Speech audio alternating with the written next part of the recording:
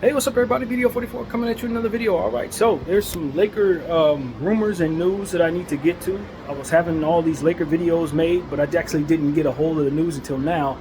That is surrounding our team, believe it or not. So, first of all, we were able to sign two guys. Trenton Forrest and Moses Brown are going to be added to the Summer League team starting tomorrow. We play the Houston Rockets at 4:30, I believe it is, Pacific time, 7:30 Eastern. I think that's how that goes. Check on your own just to be sure. But I don't know much about Trent Forrest. I'm guessing that Trent Forrest is a player that used to play for the Atlanta Hawks for half a second, maybe a small forward. I don't know nothing about him, other than to say that I remember there was a guy named Forrest on the Hawks, and I think that's him. Not sure though. We'll see him tomorrow. And Moses Brown is somebody I made a whole video about like 6 years ago, 5 years ago. A player that did some remarkable things with the Dallas Mavericks, if I'm not mistaken. It might have been Oklahoma. I don't know which team it was, where he had like 20-something boards. But at that point, it was like, yo, go get this guy.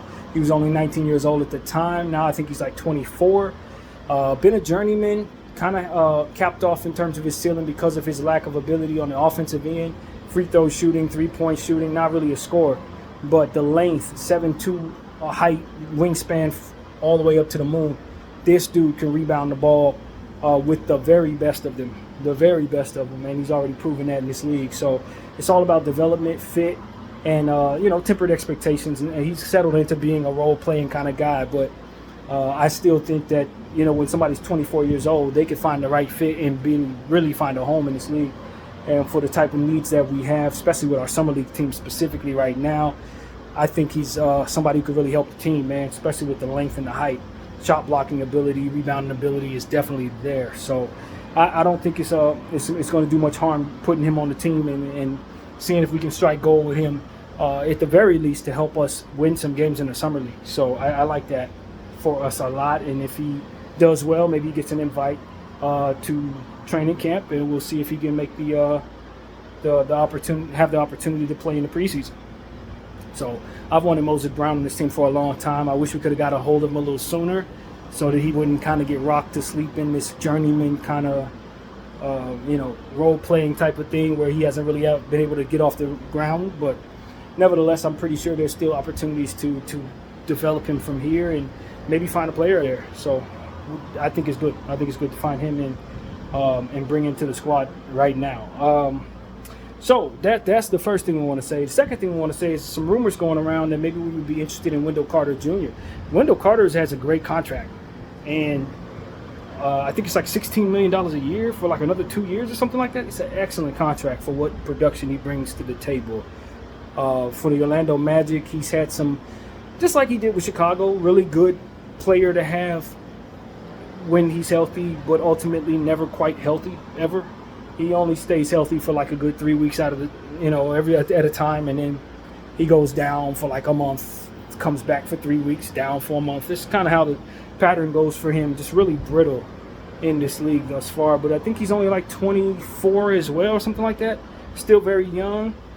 Still has the ability to get better. Still has the ability to step in and really help a team so long as he can get his conditioning in order. Because that's what I think it ultimately comes down to. Guys just got to change their diet and take care of themselves in a different way than they ever have. And then it will translate to being more durable and ultimately being able to stay on the floor. So I don't know of him close enough to really have a handle on that to say that I'm certain that that's his problem. But it usually is a problem when guys have the type of pattern of injuries that he has. It usually is something like that. But he has a lot of game on the offensive end. I'm not really sure what he does defensively, but he can pull down some boards, definitely give you some scoring, can stretch the floor. And from what I understand, he's a really good fit next to Anthony Davis in theory, kind of the quintessential guy that you would want to have play the 5 if Anthony's going to play the 4. So perfect piece for us. I'm sure the Magic are going to want more than just D'Lo's contract, even though from what I understand, they have always had an interest in signing D'Lo or having D'Lo on their squad. So maybe we can weasel out of this thing without having to give up a first-round pick, which is what I would be happy with. I don't think I give up a first-rounder for Wendell because of the injury issues. I just, like I said, when he's healthy, he's going to give you really nice production. But do I count on him to play more than 45 games a year? Not at all. Not at all. And with the injury issues that the Lakers have had, I'm not willing to give up any real assets to get him Although I don't blame anybody for saying let's just do it anyway because he really fits a need, and he is a young player that can get better, and he's above average role player for certain, starter. You know what I mean? I don't think he has star upside, but at his peak, he will be a all-star level player. If he can ever play 75 to 82 games, that season he'll probably be a runner-up for the all-star game. He's that kind of player. He really is that good. But you just never see him actually ever healthy for too long. And so because I've paid so much attention to him, he's almost one of the guys, like when you talk about fantasy basketball, that's why I like in a lot of what it is that I pay attention to. He's a guy where he's like the top guy on the waiver wire, if he's on the waiver wire at all. It's that kind of thing. In half of your leagues, he'll be available. And when he's going, someone swoops him up real quick. And then when he gets hurt, he gets dropped. Nobody's putting him on the IR. He's that kind of guy. So you always see him at the top of the waiver wire throughout the course of the season. Next to Cam Johnson. And so, you know what I'm saying? Like some of the guys that we're after are like that level, which is pretty good. If they're healthy, they have fantasy value, but they're just never healthy, so you never quite have them on your team for too long. It's that kind of thing. So Wendell Carter, you can bet's going to get hurt. You can bet on that. That's a better bet than him, than anything, really. With him, it's like he's going to get hurt. But he's also going to play well when he's not hurt. And for about 3 weeks or 4 weeks out of the season, he's going to play like a good center. He's going to really help your team. And for a team like us, he's really going to help us because we're going to be winning games because of his production. So I see the value there in getting him. I understand his contract, like I said, is very good. So Orlando's going to want something on top of D'Angelo Russell, even though the world knows they want D'Angelo Russell, unlike most of the league. I don't know that they're going to be as kind as to give us him for D'Angelo straight up. I don't think so. But if I can throw in some second round draft equity, I would be willing to do that. But nothing that they would want, like a first or 2 firsts. I'm not doing that. Some people are quick to throw in Jalen Hood-Schifino. I've been on to keep Jalen Hood-Schifino and play his value up train because I think he can at this point where he's at, he can quadruple or 5 times his value at this point because people don't think nothing of him. Like literally. And what I know is it's only been 12 months. So we just got to get him healthy and then continue his development process. And he could turn into at the very least, a nice high-level backup point guard who runs the pick and roll as well as anybody on the floor, who's going to take advantage of the mid-range jumper as good as anybody who does it, because that's his game. Pick and roll, mid-range, pick people apart with good dribbles, navigate screens very well as it pertains to using the pick and roll and his dribble. And they try to trap him. He's really good in situations like that where he has to dribble his way out of. He's an above average ball handler, right? These are things that Laker fans have no idea because they've never seen him do these things because he's never actually done those things for our team. But I did homework on this kid. So, when we were talking about drafting him and all of that, I revisited some of the video recently.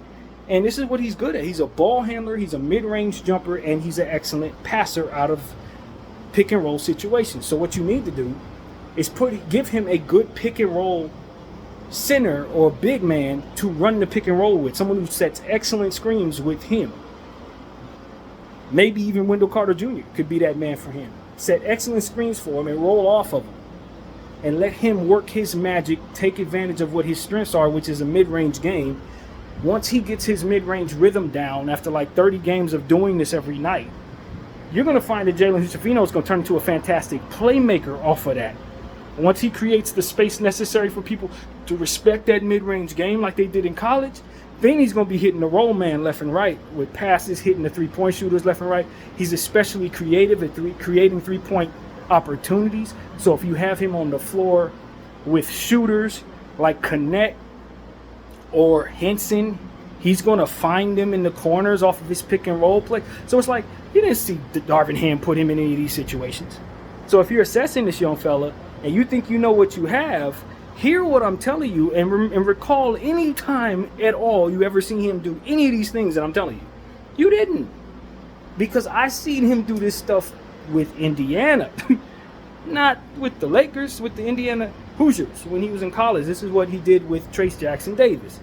In a perfect world, we get Trace Jackson Davis out of Golden State and put him on this team and let him run some of that same stuff he ran in college. That boy turned back into a fantastic young point guard immediately. That's all he needs is that piece. So, again, pick and roll all day. He is a pick and roll point guard. And if you're not going to put him in pick and roll situations, don't bother. And if you're waiting for him to do a bunch of driving at the rim, dunking on people, don't bother. It's not his game. He's looking to pick you apart from the mid-range at all times, from the elbows. That's his shot. That's his game. That's what he did extremely well. In fact, better than most people in college. So I wasn't a huge fan of his game because I felt like he wasn't an aggressive enough point guard driving at the rim, and we really needed that because D'Angelo Russell is similar to him. But he's better defensively than D'Angelo Russell. He's 6'6", he's tall enough to do the job. And in a nutshell, he has a lot of heart that he's already shown. So until I see the things that I just described to you, I'm not ready to trade away that player. I'm not ready to trade him away until Jalen Hood-Schifino is able to actually showcase to me that he's incapable of doing the things that he's good at anymore. I'm still expecting he's going to develop into some version of what it is I just described. And when that happens, that player is worth 3 times worth than what you're going to give him away for. That player is worth 3 times that. And the only thing keeping him from becoming that is probably health and lack of opportunity.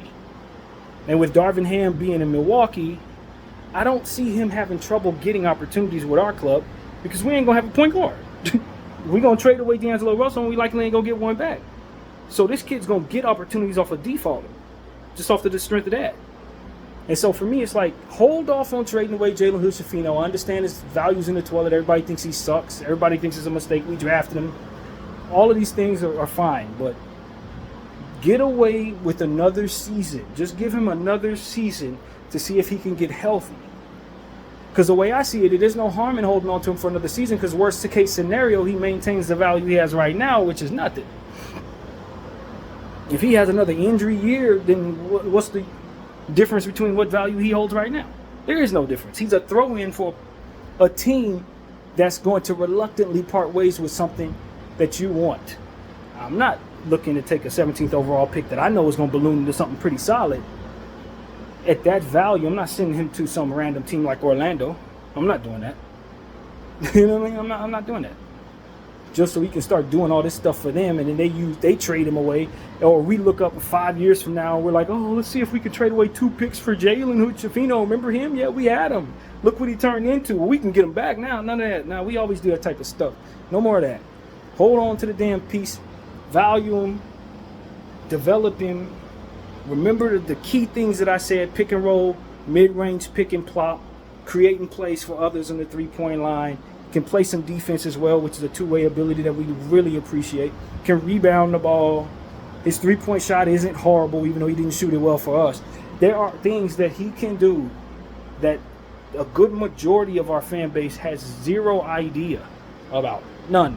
And they're willing to give him away because they aren't thinking past their noses in regards to the value of what a 17th overall pick is supposed to mean the year after you have him, when he had an injury year in his rookie season. So I think the likelihood that I'm happy I held on to him is much more likely than me being happy I threw him into a trade to get a guy who's likely going to be gone after this season, because that's just how things tend to go around here. So no, I'm not throwing Jalen Hood-Schifino in a trade to get Wendell Carter Jr. Just like I'm not throwing any first-round picks in a trade to get Wendell Carter Jr. So that's what I want to say to people. I don't doubt that everybody has valid reasons for being down on Jalen Hood-Schifino, but most of that had to do with Darvin Ham not utilizing Jalen Hood-Schifino at damn all, and Jalen Hood-Schifino having injury issues at the beginning of his rookie season and at the end of his rookie season. And in between, he was in the G League, so you never saw him. So that's what needs to be understood and valued, and I can't stress it enough. I think it's a damn good chance we're going to regret trading that kid one way or another. So that's pretty much what I want to say there. I would love to get Wendell Carter Jr., but not at the expense of giving away something that I know could develop or at least bloom into double what it's worth right now. Nah, not when we need so much value. No, as we talked about earlier. So, yeah, man. Love to get Wendell, though. If we can find a way to squeeze Wendell into the equation somehow by not giving up anything really good other than D'Angelo Russell expiring contract, I'd be up for it, man. Second round picks, I'm always up for moving on from second round picks. If they want to, take on Jackson Hayes or something like that, have at it. Go for it. But I just don't know that what I would be willing to do is going to actually net me Wendell Carter Jr. That's what I'm telling y'all. There's a lot of stuff I want that I can't afford. He might just be another one of those things. So, that's the dilemma, man. I'm real disciplined about holding on to our picks, just like it seems like Rob Pelinka is. I'm real disciplined about not bringing in something that's going to diminish in value. I'm really disciplined about not trading away something that I think can double in value. So what it ends up leaving me doing is starting the season without making too many moves at all, and most of y'all be unhappy with me just like you're unhappy with Rob. But when things start to manifest the way that I know they can, if we just play people up to the way that they're supposed to be presented to the NBA, then we can turn around 6 months from now and trade them for double of what you're about to give them away for now. That's what it should be about. So that's the news, man. Still waiting on some Gary Trent Jr. news. Obviously, as I said earlier, we can't do anything there until we create a roster spot. The idea is to try to get rid of Gabe Vincent, maybe. That would be great. I really think that would be excellent for us. I don't hate Gabe Vincent, but I don't love his piece on our team. And if we can move on from his contract, which should have never been signed in the first place, that would be a relief to our already strained asset class. A real relief, man. You move on from Gabe Vincent. You move on from who else? What's the guy's name? Cam Reddish. Those are the two pieces that I think need to be moved on from in order to really take the strain off of our asset class. Christian Wood, not as much as people think. I understand that he's coming off of the knee injury, but I still think with the ability to rebound the way that he had, coupled with his ability to stretch the floor, I just think he's an offensive weapon that we were really better for having on the floor last year. Now, granted, that was before the knee injury that required him to go under the knife, but it seems, that he could be having a good offseason and conditioning, and he seemed like he was ready to come back before the end of the season. We just didn't play him.